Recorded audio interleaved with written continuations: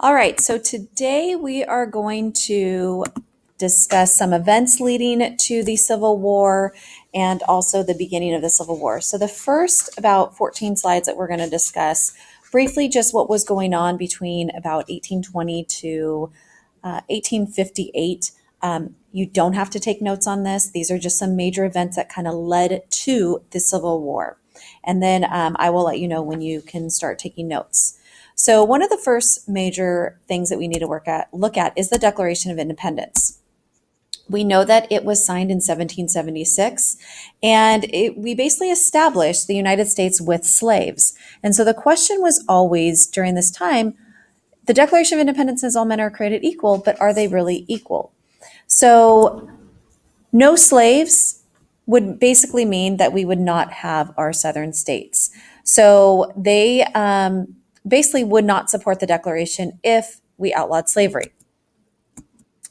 There was also the Three-Fifths Compromise, and to gain more representation in Congress, the southern states needed slaves to be counted as people, basically. So what the compromise was basically for every 5 slaves, they would count as 3 people. And we talked about this before.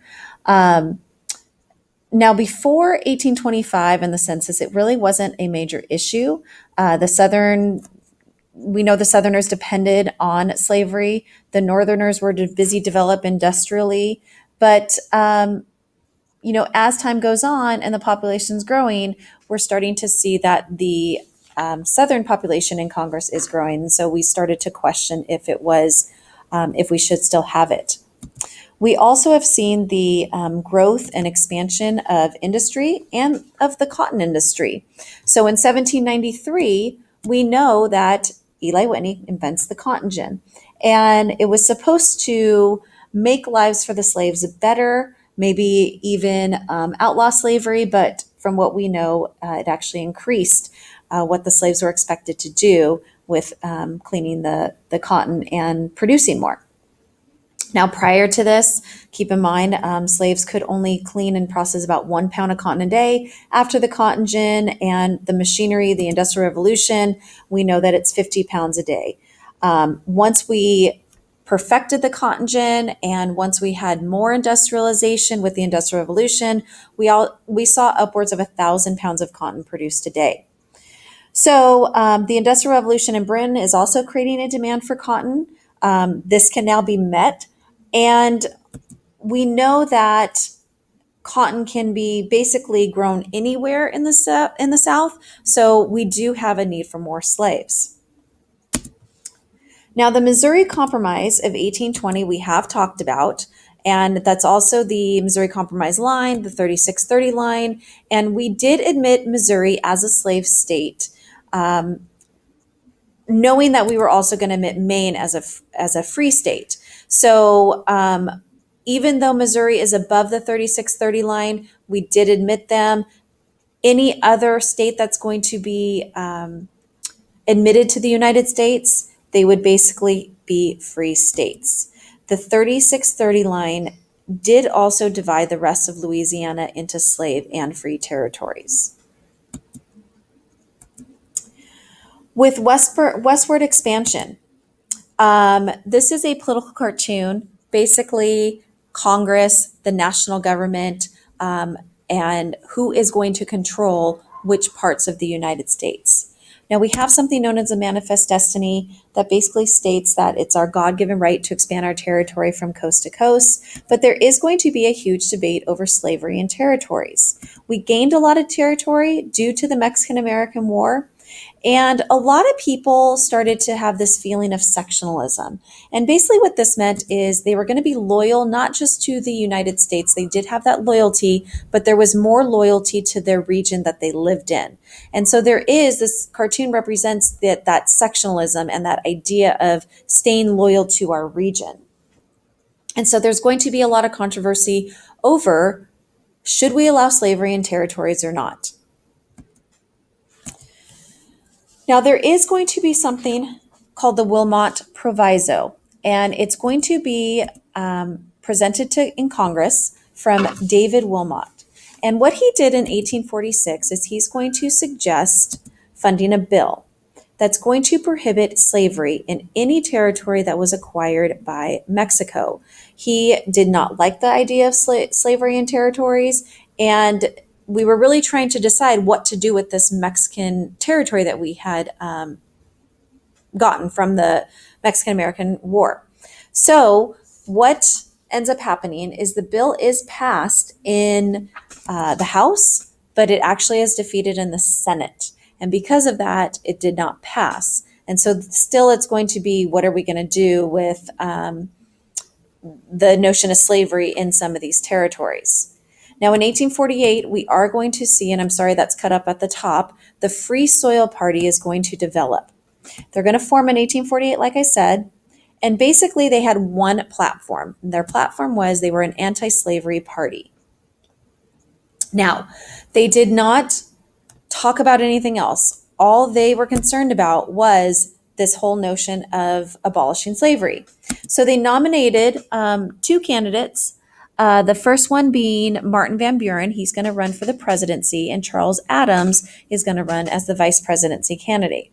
So they did run in the 1848 election, and they did not carry a single state. So it wasn't very successful. They just needed more than just being an anti-slavery party. All right, so we're going to have the Compromise of 1850. We know that a lot of people are settling out west, and that we need to decide what we're going to do with some of this territory, specifically California. So the Compromise of 1850 did a couple things for the North, and it did a couple things for the South. For the North, we are going to see California admitted as a free state. We are also going to see the slave trade. It's going to be abolished in Washington, D.C. Up until this point, it still did exist in the D.C. area, and people didn't like it. It was too close to the Northern Territory. And the South also gets something. And like it states, this is a compromise. So the Northerners have to compromise with the Southerners and vice versa. So the territories of New Mexico and Utah are going to be organized under popular sovereignty. They are going to be able to choose for themselves if they would like slavery in these territories or not. Texas, we are going to assume Texas's debt, the federal government, and Texas has to give up some Western land claims.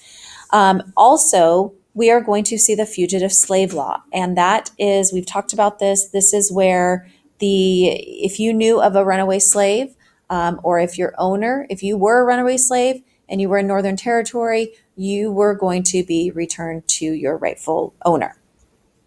Now we're going to see the abolitionist movement start to grow.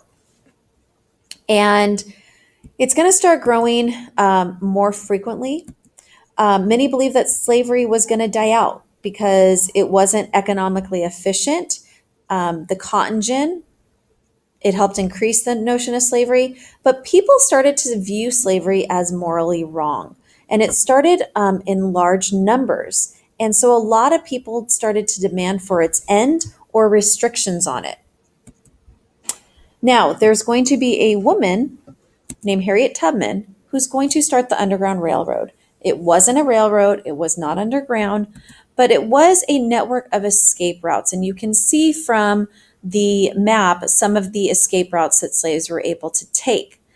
Most slaves would travel at night, and they wouldn't travel on major streets or paved or roads because they did not want to be seen.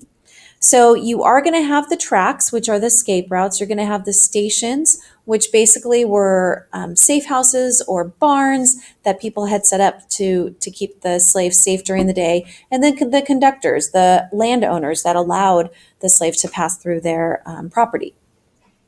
And so we're going to see this start growing. This is going to upset the South because they feel that the Northerners are helping take property away from them. You're going to see slave codes develop in the South. And basically, we know that slaves had no right. They're going to be treated as possessions. Their daily life is extremely harsh. And the slave owners, to prevent any more escapees, they would not let them gather in groups. They would not let them assemble. And another big thing that was in the slave codes is they were forbidden to learn to read or write. They didn't want to educate the slaves because if they educated the slaves, they would be able to escape or move to the north. In 1836, we are going to have the Congressional Gag Order, and this was put in effect in an effort to prevent continual fighting in Congress over this whole notion of slavery.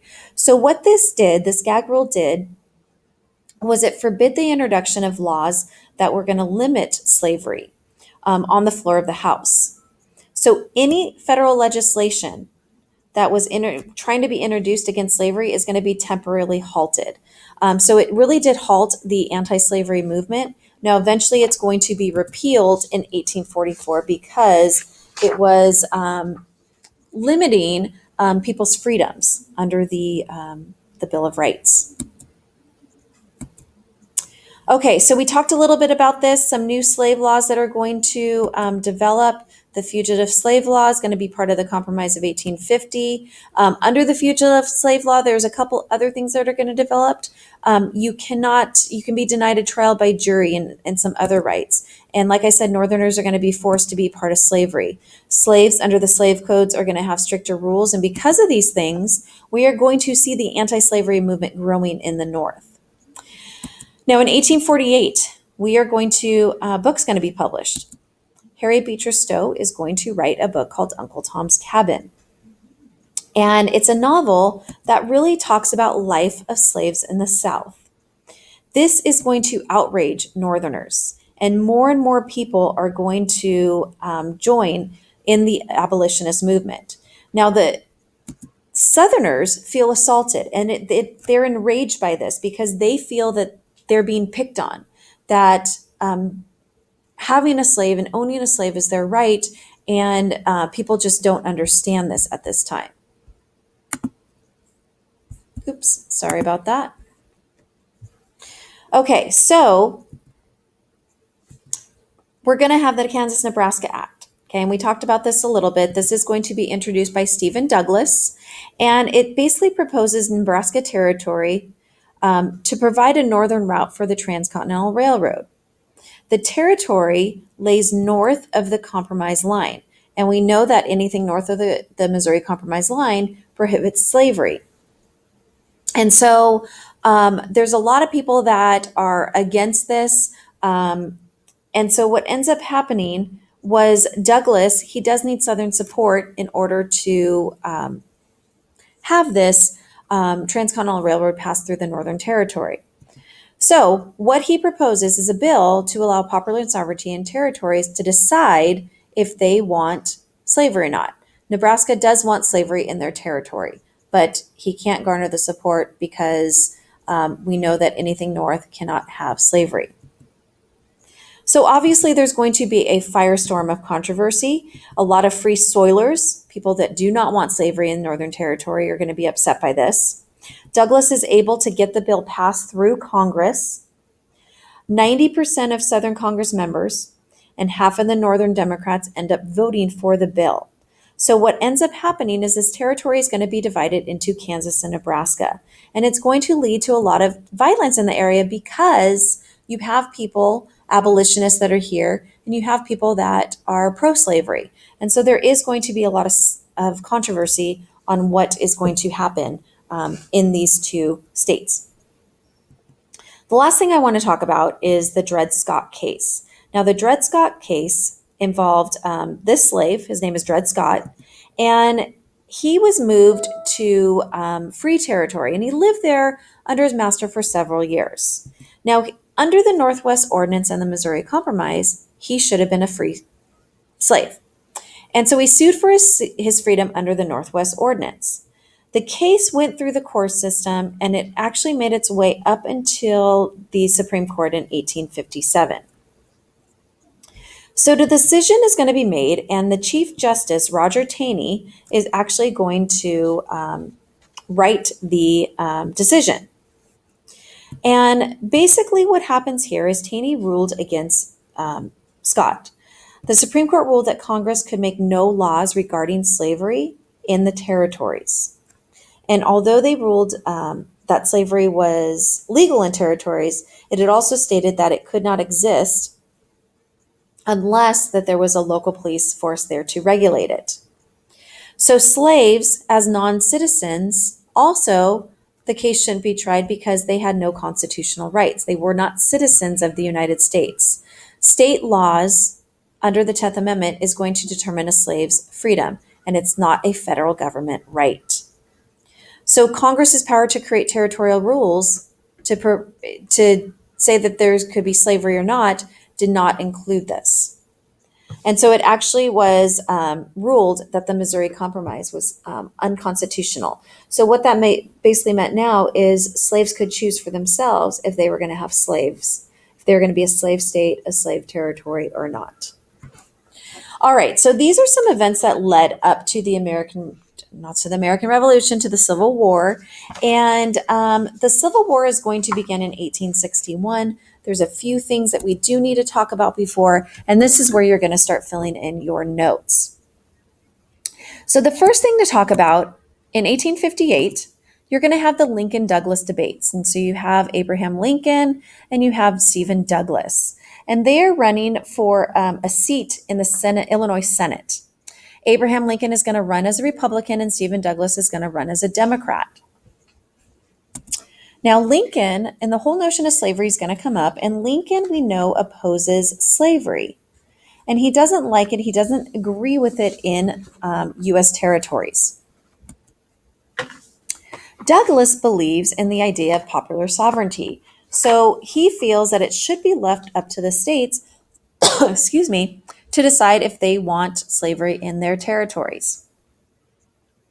Now, Douglas ends up winning the re-election because he is the incumbent, but Lincoln, a lot of people start looking at Lincoln as a contender for the presidential nominee for the Republicans. And that is going to come up in about 1860 for the presidential election in 1860. Now, in 1859, we are going to have something called John Brown's Raid. And John Brown's Raid is going to take place in Harper's Ferry. He's a very radical abolitionist. And basically, what he's trying to do is lead a group of abolitionists to overthrow the National Armory in Harper's Ferry, Virginia. He is going to capture the arsenal, and he actually takes several hostages. His thought was that his plan was to arm freed slaves, and they would be able to fight against the Southerners, and it would bring the end to slavery. What he didn't take into account for is there were a lot of Southerners that were good generals and they were good military leaders. And Robert E. Lee he's a colonel at this time, he's going to lead troops into Harper's Ferry, and he's going to end up putting an end to the raid rather quickly. So Brown is going to be seen as Southerners' worst nightmare, but he is going to be captured. He is going to be hung. And this really is going to, he's tried for treason, but it really is going to increase the tension between the North and the South. This is going to alarm the Southerners, this whole John Brown's raid. They see it as abolitionists and the Republican Party, their plot to incite rebellion throughout the South. So these are just a couple pictures of John Brown and him being taken out of, the picture on the right, he is on his way to his execution. Now in 1860, we are going to have a presidential election, and we are actually going to see 4 candidates. It's very unusual, but we have people that have different beliefs at this time. So you're going to have 4 candidates who are going to split the vote. You're going to have Abraham Lincoln. He is going to run as a Republican. You are going to have Stephen Douglas, who's going to have the Democratic nomination, believes in popular sovereignty. You're going to have John Bell, who is going to be running under the Constitutional Union Party. And he actually wants to preserve the Union. He wants to avoid the whole slavery issue. And then you're going to have John Breckinridge, who's going to be a Southern Democrat. Now, Lincoln basically is going to win due to the split in the Democratic Party, because you do have Northern Democrats with Stephen Douglas and John Breckinridge with the Southern Democrats. And so when you have a split in a political party, it's going to split the votes, which gives Lincoln all the Republican votes. So Lincoln actually still does oppose slavery, but he is not willing to outlaw it at this time. He doesn't think it's time. He wants to preserve the Union, but most Southerners are still going to perceive him as a threat to the institution of slavery. Now, that word down there is going to be cut off. It is going to be slavery, that they view him as a threat to the institution of slavery. So, just to show you the election vote and how it came about, you can see down here Lincoln basically takes all the northern votes. He also gets Oregon and California. You have the Southern Democrats, which is Breckinridge. He garners a lot of votes because he's going to carry basically the Southern votes. Constitutional Union. This is going to be carried by Bell, and these are going to be your border states. So we can see the split now in the United States. And then Stephen Douglas is only going to carry one state. He's only going to carry Missouri. So the popular vote, Lincoln gets about 40%, but he does garner 59% of the Electoral College vote. And then the brown is represented by the different territories we have. So we know that people are going to be upset with this, that Lincoln now wins and that he's going to be a threat to the institution of slavery. So, in response to Lincoln's victory, South Carolina becomes the first state to secede from the Union. And they are going to secede from the Union in December of 1861. And I'm sorry, 1860, about a month after the election. Soon after, other states are going to follow. But there are going to be some slave states, and they're going to be represented by these blue right here, that are going to remain in the Union. And these are going to be our border states. Now, West Virginia is actually going to secede from Virginia, and they're going to form their new state and stay with the Union. But you can kind of see the progression of the secession. And it was kind of this domino theory. It only really took one state before other Southern states were going to follow. So the states that secede from the Union, they are going to make a separate nation, the Confederate States of America. Now, in 1861, this is going to be pretty much the first battle of the Civil War. And it's going to be the Battle of Fort Sumter. It's going to take place on April 12th in 1861. And Fort Sumter was guarding Charleston Harbor in South Carolina. South Carolina, because they seceded and they were now part of the Confederacy, wants the fort. But Lincoln was not going to allow the Confederates to take over this because it was government property. Now, the Confederates attack, and because there is not a lot of presence of Union military, they are able to win Fort Sumter. And so now we need to figure out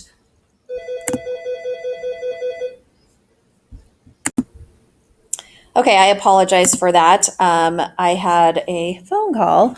So, continuing on, Lincoln had a dilemma that he was really concerned about and why he should fight this war. We know we were going to go to war. We had Fort Sumter attacked, we lost there, and so we know that this is going to happen. So, the question is, do we have states' rights versus preserving the Union? He doesn't want to fight the war to end slavery. He wants to fight this war to preserve the Union. The moral issue at hand is slavery, but the legal issue is who has the right to make decisions regarding issues like slavery. So we know that it's going to be in the whole idea of making decisions. Should it be left up to the states or should it be left up to the federal government? Southerners claim it is a state's right, which is why they left the Union. So at the very beginning of this war, he is not fighting the war to end slavery, but he's fighting this war to preserve the Union. Okay, so if we look at some North versus South as far as this war goes and what some of their differences are. Now, population in the North is going to be significantly larger. We are going to have over 20 million people living in the North, and the Southerners are going to have about little less than 10 million. So, what that means for the North is there's going to be more people available to serve in the Army to produce supplies and weapons. The North is also going to be more industrialized, and that's going to help us because we have that industrialization to um, make the supplies, make the weapons. Abraham Lincoln is going to be the commander in chief for the Union, and people feel that he is a great representative and he's the great person to be president of our country at this time. Now, for the Southerners, they have great military minds and they have great military leaders. Robert E. Lee is very strong. He has a great military mind, and they are going to be led by some great leaders. The South knows its territory. The Northerners have to go to the South. And so the South is going to be able to fight on their own soil. They know the territory, and it is strong motivation for them because they do not want to lose their territory. All right, so last thing to talk about is how are we going to defeat the South? How are we going to get them back into our union? And so there is a plan that is going to develop. It's going to be known as the Anaconda Plan. You can see from the visual, an anaconda is a huge snake. And from what we know about it, it wraps itself around people and really just takes their lives. And so that's kind of what we wanted to do as far as having this plan. So it's going to be introduced by Winfield Scott, and the plan is going to be threefold.